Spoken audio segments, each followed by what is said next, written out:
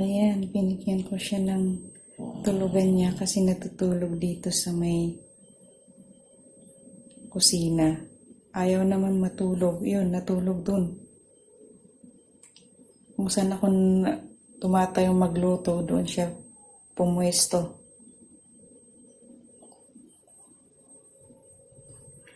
Hi, Papa. Had a good sleep? Papa, how was your sleep? Did I disturb you? Did I disturb you?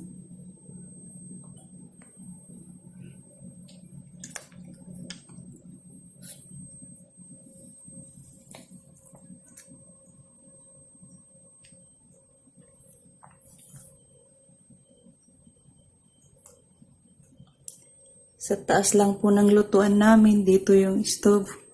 Yan. Tapos sa baba naman siya natutulog. Kaya ko nilagyan ng sapin para hindi naman siya pero hindi siya kawawa. Pero ayaw naman niya kasi mainit siguro. Kaya yun, natulog doon mismo sa sahig.